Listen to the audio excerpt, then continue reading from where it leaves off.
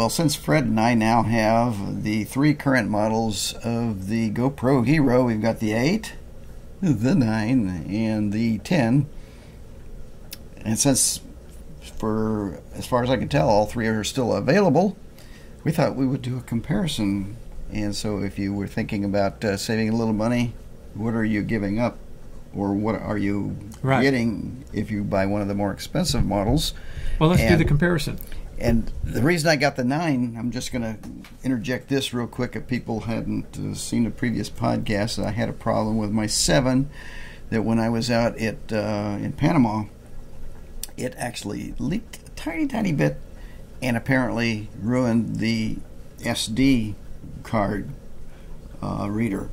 It no longer would recognize an SD card. It couldn't record. Everything else worked fine on it.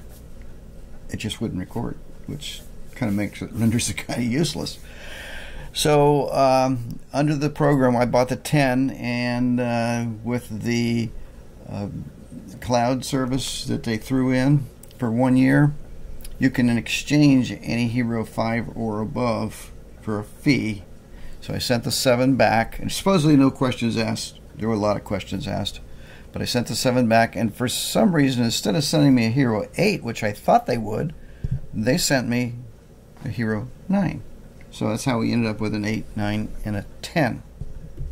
So since all 3 are still available, we thought we would first go over some of the similarities and differences.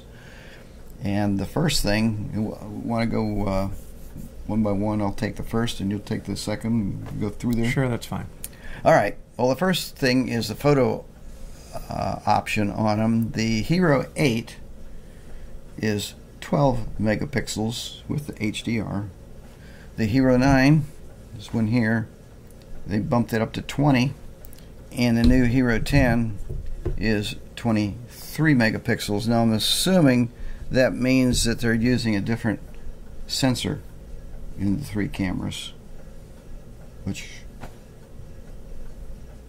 seems logical. Right. And all 3 also have the HDR capability.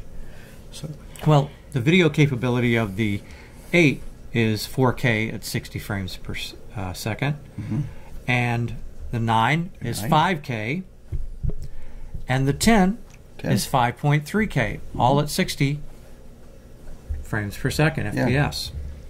So 5K and 5.3K. I mean, Fred and I were kind of widened our eyes when they first came out with 4K. They really, because a lot of computers at the time couldn't handle it.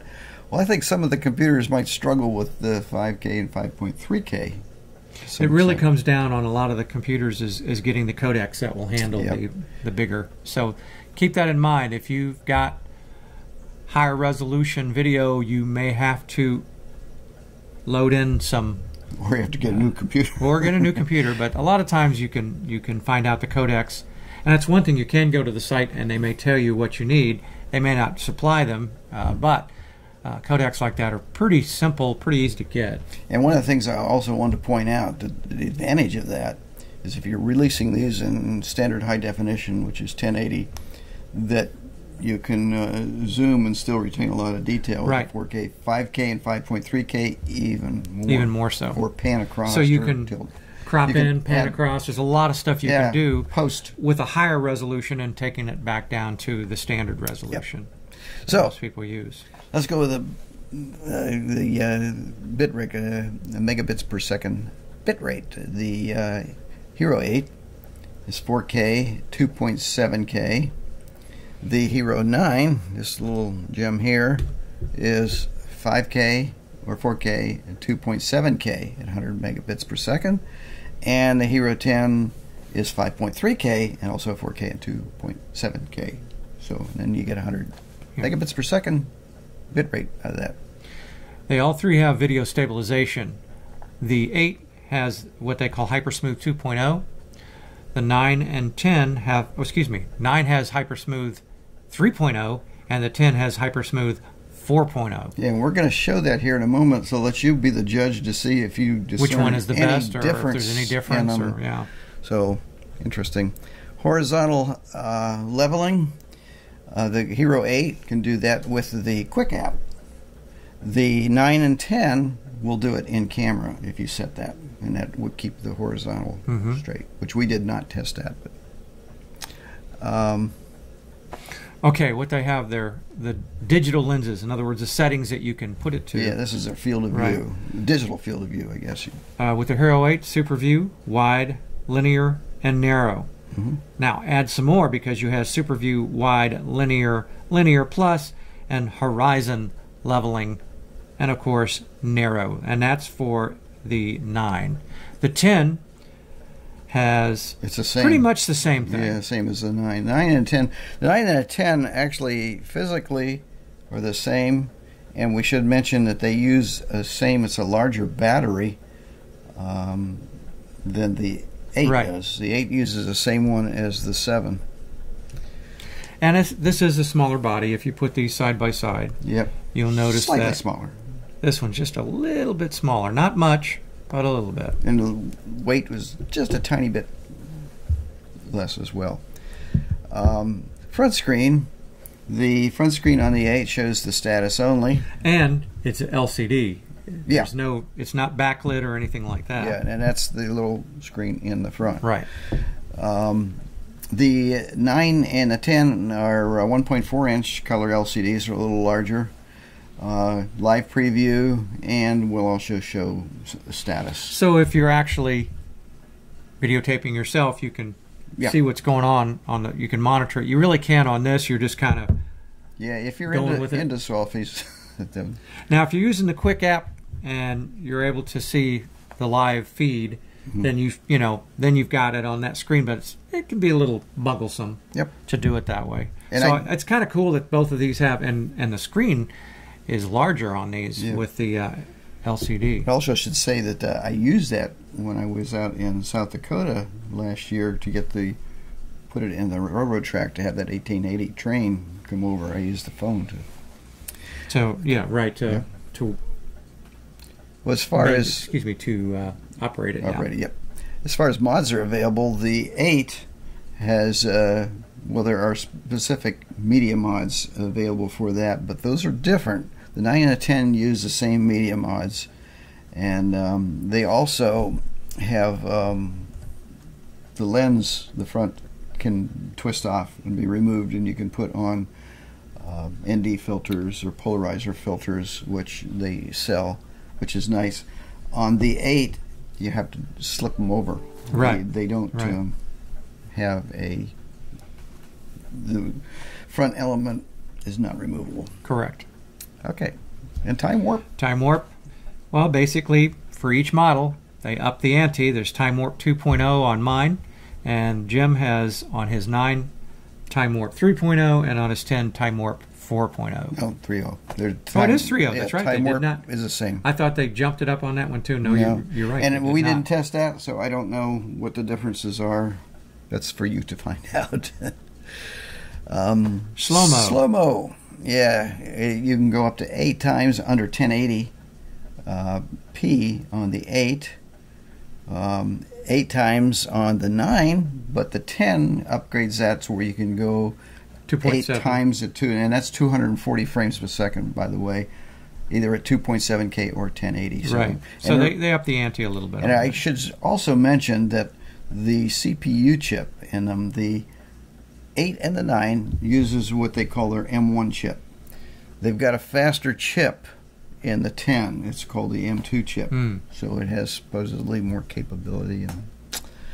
And a couple other things in here. Hindsight, I'm not really sure what that is. Well, you'll have to report on that at a later date. Yeah, that's 9 and 10 has that. The 8 doesn't. Scheduled capture is kind of interesting. The 9 and 10 has that. The 8 does not. And basically what it means, you can set it like you want to do a sunrise, but you don't want to get up in the morning. You're a lazy bum. So you can set it, say, okay, at 7:30 a.m. I want this to kick off and do a time lapse, or just start recording the sun or whatever. You can do that. You can also specify the duration of the capture on the 9 and the 10. You can't do that on the 8. And I'm kind of surprised, and we've talked about this before, that on the firmware upgrades that they didn't add these features to it, unless it's to force you to buy the other ones. What is interesting, though, and I'll let you do this one, the wake up on voice. Wake up on voice.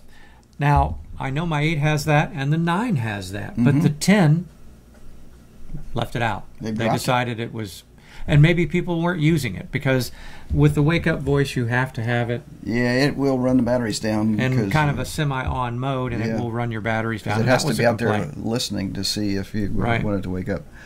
All right. You know, I just spoke on the process. Basics. I said MP. It should be GP. It's a GP1. GP2. And GP2 on the 10. GP1 on the 8 and 9 and 10. So what we're going to do then is we took them out and put them on a what do you call it? Like a little tri-head. Tri-head, yeah. So we could go all 3 at once.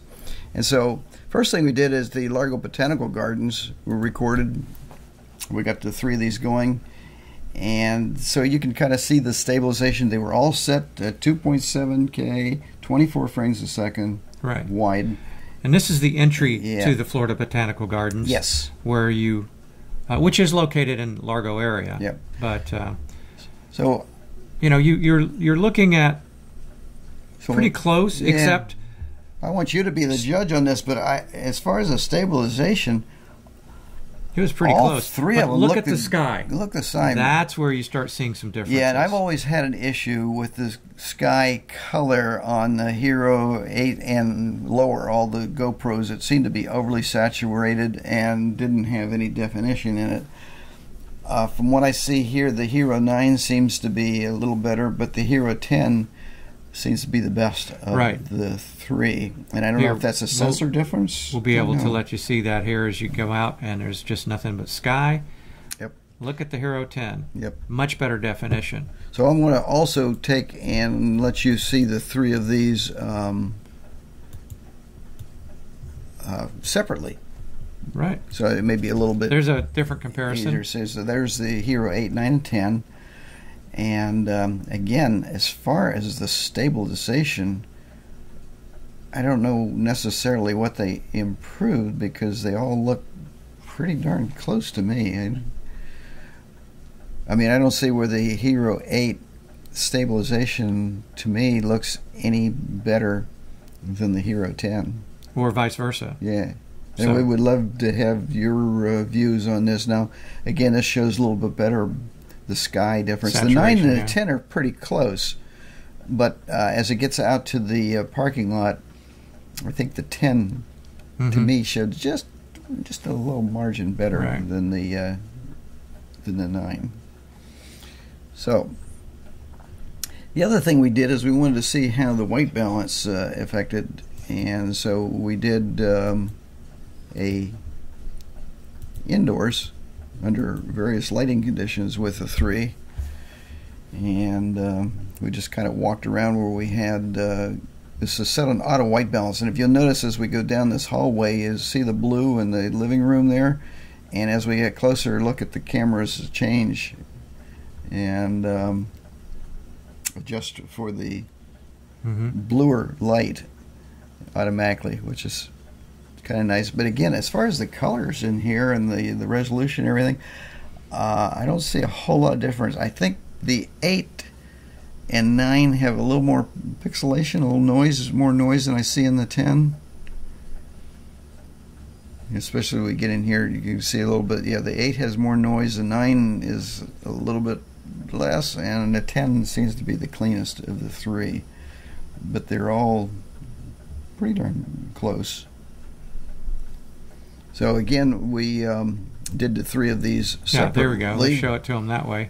So we can see, again, you can see the full frame of the 3 different cameras. And again, as far as the white balance is concerned, it looks like they all pretty much react the same. And since these are kind of reduced in size, it's hard to tell. But again, I think that there is a little bit more noise in the 8.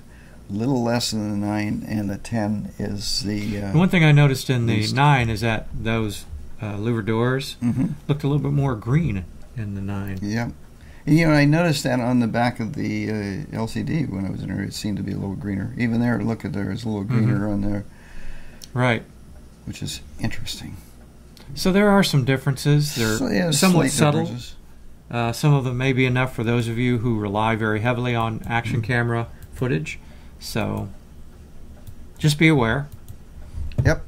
And then the other thing that we had done is did a video outdoors, and the outdoor video between the three. I don't know if I would use the these video with no light. Oh, the low light? Real low light. As again, the difference in we were using absolutely no light. It was just where ambient light was around, and again, I think that the GoPro 8 a little more noise than the 9, and the 9 had a little more than the 10. But finally, we did a comparison. Well, actually, there was two things. Let me back up. We did the JPEG to see about the night mode, and we set them all on the same night mode. And we want to show the comparison here of the still photo under the night mode. Now, supposedly the 10 has been improved as far as lower noise and ISO. Now, interesting, we discovered that the ISO under the video can be cranked up to a maximum of 6400. And everything we've looked at said, really don't want to do that. No, it gets really because noisy. all three of them tend to get very noisy with, and I imagine my 8 would be even more so because it showed up at 2.7 Yep. and was a little grainier. But that was only under the video mode. Under still photography, under the photo mode, it only goes up to an ISO of 800. Yeah, which we all found, three of them, yeah, which was quite interesting. And that's probably a good thing. Yep. Instead of trying to deal with all that noise. Now, we put on this, we had this set for auto ISO. So right. Finally, what we did Color is match. I used a color match and put that on here. And again, we're going to mention, I put this on the slide, that the Hero 8 is 12 megapixel, the 9 is 20, and the Hero 10 is 23. But as far as the color matching, to me they looked pretty darn close. Actually, the 8 and the 10 look the closest. For some reason, that left-hand bar of the color chart on the 9 seemed to be less saturated. It could have been a slight change in the light when we did this. We did not shoot the three of these at the same time. Simultaneously, no. We took them just one right after another. Right. And so that could explain to it, because the other colors, to me, as far as the saturation and they all look close. very close. So anyway, so there you have it. I think that's give you some. So this gives idea. you some ideas of what you think you need an action camera to do for you. Is it worth paying less for the 8, or should you go with the 9 or 10? And we don't have any idea how much longer the 8 and the 9 will be available. I think the 8 will be available, I believe I read something, as long as stock holds out. They're not making any more, but once stock is exhausted, that's it. To my knowledge, they're not making the 8s. I don't know if they're still making the 9s. They possibly are. We know the 10s are being made, and they're really trying to get people to buy them and go for them. And the rumor has it that very shortly 11 is going to be coming out, and there was also a rumor that GoPro may be coming out with an action camera with interchangeable lenses, right? A little tiny, like a DSLR. And maybe this is what they need to do, is innovate to keep up with the market, because there's a lot of other cameras out there that are action cameras, and even they may have the ones that are attached to been the first. They may have been a pioneer, but they're not alone in the field anymore. No. Their success has been also kind of their undoing. I know they were in trouble a year or two ago, but they seem to have kind of around. At least I give them credit that they're still working. They're still hanging in there, and they're still trying to innovate and sell new versions of it. The one thing that you objected to, and it probably is something to think about, is that even though they probably could, update firmware on some of the older models, they tend to not do that as much. You were a little frustrated when the 8 had an update, but the 7 didn't. and it actually added some features. And your feeling was that the 7 could have been updated. Of course, it's a moot point now because you don't have a 7 anymore. You've got the 9 and they don't 10. make them. You can buy them used, but yeah. And I based it upon the fact that they were still using the same CPU chip. So I figured, well, yeah, it's just a software upgrade. Why not add it? And if the 8 and 9 are still using the same, if the 9 gets any updates, will my 8 get any more? That'll be interesting to note. Yeah. So if you have comments, and make sure to go out, because we've got videos like this and other good stuff on our YouTube channel. So that's The Photobug on YouTube. Put a link here.